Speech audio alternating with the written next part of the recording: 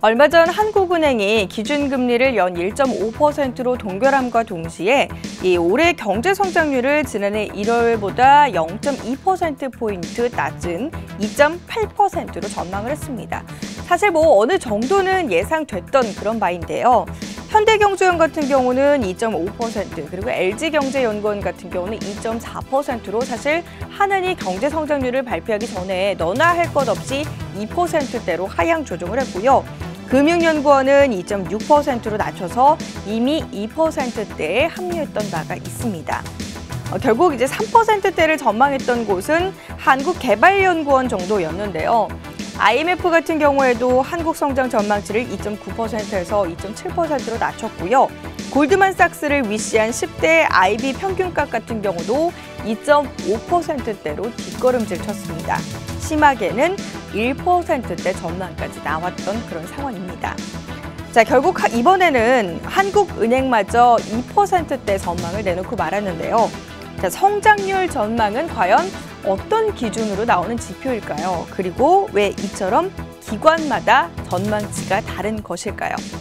그래서 오늘은요, 경제 성장률 전망과 관련해서 과연 기준이 무엇인지 그 내용을 들여다보겠습니다. 자, 사실 무엇이 옳고 무엇이 그르다는 없습니다. 다만 예측치에 따라서 각 기관마다 전망이 조금씩 다를 뿐인데요. 그 주요 경제기관들이 전망치를 생산할 때 민간 소비 그리고 설비 투자 예측치 같은 환율, 국내 변수, 유가, 세계 경제 성장률과 같은 여러 가지 외부 성장 요인들을 두루두루 사용하게 됩니다. 그리고 이러한 요인들을 전망 수치화할 기준 모형에 투입을 하게 되는데요. 이러한 데이터들을 반영을 해서 이렇게 전망을 수치화할 기존 모형들이 한 가지만 있는 것이 아니라 또 여러 가지가 있습니다. 그래서 이 여러 가지 모형에 따라서 어떤 모양을 선택하느냐에 따라서 달라질 수밖에 없는 것이고요. 환율이나 유가, 경제 성장률도 앞으로 이렇게 될 것이다 라고 예측을 하는 것이기 때문에 어떠한 예측을 어떻게 적용하느냐에 따라서 달라질 수가 있는 것이죠. 자, 실제 한은 같은 경우도 4월에 경제 전망을 수정을 하면서 전제가 되는 여러 가지 요인들을 수정을 했는데요. 원유 도입 단가를 배럴당 44달러에서 40달러로 낮춰 잡았고요. 세계 교육 신장률 같은 경우는 3.1%에서 2.9%로, 세계 경제 성장률 경우에는 3.2%에서 3.1%로, 그리고 기업 설비 투자의 경우에는 상반기 3% 증가를 예상했다가 마이너스 1.1%로 하향 조정을 했던 바가 있습니다. 결국 기관이 변수로 적용을 하는 데이터의 정확성 그리고 모형의 수준은 역량에 따라서 다르게 나타나기 때문에 경제 성장률 전망치 또한 각 기관에 따라 조금씩 다르게 나타나는 것이었는데요. 자, 그렇다면 한국은행이 경제 성장률 3%를 고집했던 이유는 무엇일까요?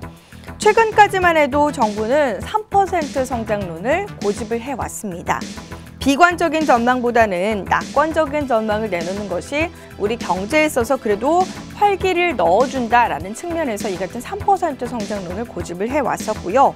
심리적인 마지노선이 3% 정도이기 때문에 이 3%를 고집하지 않고 만약에 경제 성장률을 2%대로 낮춰잡게 된다면 경제 주체들에게 불안감을 키워서 국내 경제에 있어서 부정적인 영향을 미칠 수도 있다라는 것이 바로 경제 성장률 3% 고집의 배경이었습니다. 그런데 이번에 한은 같은 경우는 이 3%를 결국 2.8%로 낮춰 잡기에 이른 것이고요. 결국 시장에서는 저성장이 고착화되는 것 아니냐라는 이런 우려감이 나오고 있는 것입니다. 자, 사실 고용 창출 등 여러 가지 경제 성장의 마지노선으로 불리는 3% 성장을 원하지 않는 국민은 아무도 없습니다. 그러나 현재 지금 우리 경제가 직면한 상황들을 여러 가지 좀 되돌아볼 때 3% 성장을 고집한다라고 해서 해결된 문제는 아닌 것 같고요. 정부 또한 무리수를 들 필요는 없는 것 같은데요. 저성장 국면이다라는 것을 결국에는 인정을 하고 또 선택과 집중을 통해서 경제 활성화 대책을 차근차근 고수해 나가다 보면 어느 순간 3%가 아니라 4%대 그리고 5%대 경제 성장률도 바라볼 수 있지 않을까 싶습니다. 이러한 내용들 참고하시면서 앞으로 경제 성장률 발표 내용들 한번 들여다보시길 바랍니다. 지금까지 팝콘 경제였습니다.